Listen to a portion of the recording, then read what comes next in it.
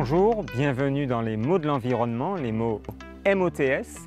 Aujourd'hui, nous avons rendez-vous avec Lauriane Belter, qui est la référente anti-Guyane de l'AFPCNT, qui est l'Association française pour la prévention des catastrophes naturelles et technologiques.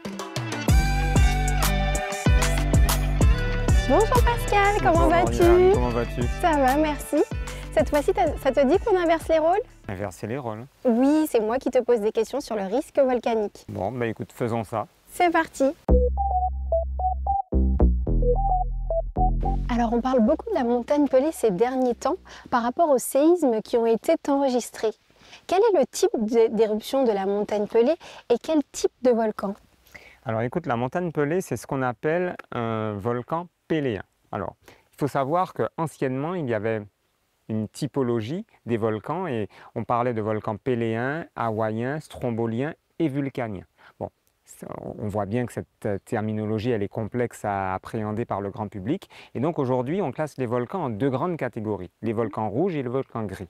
La montagne Pelée est considérée comme un volcan gris, mais le mot péléen, dans l'ancienne typologie, vient justement de Pelée, puisque c'est en 1902 Alfred Lacroix qui assiste à l'éruption de la montagne Pelée et qui, à partir des observations qu'il va faire, va donner ce nom à ce type d'éruption. Alors, de quel type d'éruption s'agit-il? Il s'agit d'une éruption vraiment particulière qui se caractérise par très peu d'émissions de lave, pour ne pas dire quasiment pas d'émissions de lave. En fait, ce qu'il faut bien comprendre, c'est que la montagne Pelée, elle a une lave extrêmement acide, donc pâteuse. Ce n'est pas du tout une lave fluide. Et donc, lorsqu'il y a des éruptions, la lave remonte, elle remonte, elle remonte, et elle s'accumule sous le bouchon qui s'est formé au niveau du cratère. Parce qu'il faut bien comprendre que les volcans péléens, et c'est le cas de la montagne Pelée, le cratère n'est jamais ouvert, il est toujours obturé.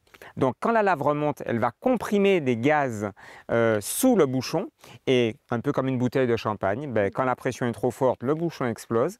La lave remonte, continue à remonter, et c'est ce qui a, en 1902, créé la fameuse aiguille qui s'est formée, qui a atteint presque 150 mètres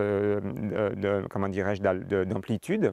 Donc cette aiguille, en fait, c'est de la lave qui a refroidi et qui donc est la preuve que la lave est extrêmement acide et pâteuse. Ce n'est pas du tout comme un volcan hawaïen où on a des flots de lave qui s'écoulent, parce qu'en fait, dans l'imaginaire des populations, et d'ailleurs ça se retrouve dans certains tableaux, on montre la montagne Pelée avec de la lave et des personnes qui ont été brûlées. Non, les personnes ont effectivement été brûlées, mais pas du tout par la lave, mais plutôt par les gaz chauds. Tu as d'abord le souffle destructeur qui va tout briser sur son passage, et ensuite tu as la masse brûlante, cette espèce de nuage extrêmement chaud qui arrive et qui malheureusement parachève le travail, c'est-à-dire que tout ce qui n'est pas cassé, brûlé, etc.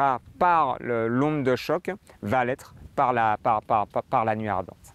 Justement, tu parlais de l'éruption de 1902. Est-ce que c'est possible que cela se reproduise?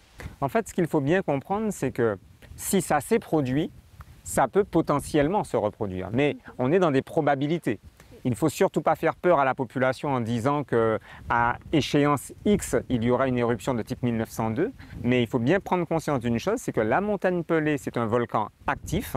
C'est l'un des volcans les plus dangereux de la planète. Je rappelle quand même que c'est l'éruption de 1902, c'est la troisième éruption la plus meurtrière de l'histoire humaine connue. On a d'abord eu le Tambora, qui a fait à peu près 92 000 morts, le Krakatoa, 36 000 morts, et la montagne Pelée, 29 000 morts. Donc c'est un volcan, 1, actif, 2, extrêmement dangereux. Et donc, pour répondre à ta question, oui, théoriquement, l'éruption de 1902 pourrait se reproduire. Mais en fait, en 1902, il y a eu autant de morts parce que le contexte était particulier. Les populations étaient beaucoup moins informées qu'aujourd'hui. Il y avait un contexte social et économique qui était particulier puisque bon, c'était jour d'élection. On a empêché à la population de fuir les jours avant parce qu'il fallait absolument qu'elle aille voter, etc. Donc, le contexte, comparaison n'est pas raison, mais de manière, j'ai envie de dire, mécanique ou physique, oui, la montagne Pelée pourrait se réveiller un jour et créer on va dire, une éruption qui ressemblerait à celle de 1902. Maintenant, ça ne veut pas dire que la montagne dort, ça veut dire simplement qu'elle est en phase de latence. Comme tous les volcans, il y a des crises éruptives, une période, on va dire, beaucoup plus calme, et puis ensuite, à nouveau, une crise éruptive. La vraie question est de savoir quelle durée y a-t-il entre la dernière éruption et celle que l'on attend probablement?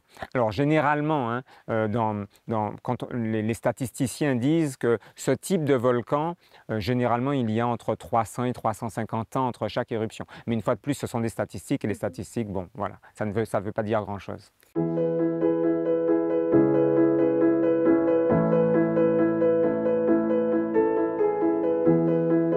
Et comment devons-nous nous préparer face aux risques volcaniques? Donc la première chose à faire, je crois, c'est véritablement écouter les messages des autorités. Ça, c'est la première chose à faire.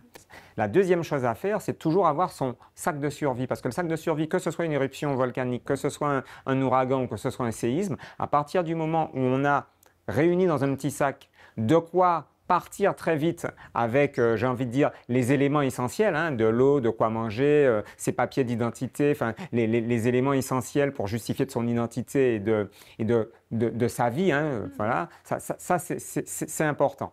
Et puis, je pense que face à un phénomène aussi violent, il n'y a qu'une démarche, c'est triste à dire, mais c'est la fuite. Essayer de braver le volcan avec ses petits bras, ça ne marchera pas. Donc je pense que seule la fuite est indiquée, mais pour ce faire, il faut le faire de façon coordonnée, en respectant les informations des autorités, c'est-à-dire qu'il ne s'agit pas de se précipiter tous en même temps sur la route, parce que là, il y aura des bouchons et ce sera la catastrophe, mais de façon ordonnée et coordonnée. Mais ça, les autorités savent faire parce qu'il y a des plans d'évacuation qui sont d'ores et déjà, comment dirais-je, préparés. Ben, merci beaucoup Pascal. Avec grand plaisir, avec grand plaisir. Et je n'y manquerai pas si j'en ai d'autres. Ouais, quand tu veux. Quant à nous, nous nous revoyons très prochainement pour un nouveau numéro des mots de l'environnement, les mots MOTS. À bientôt.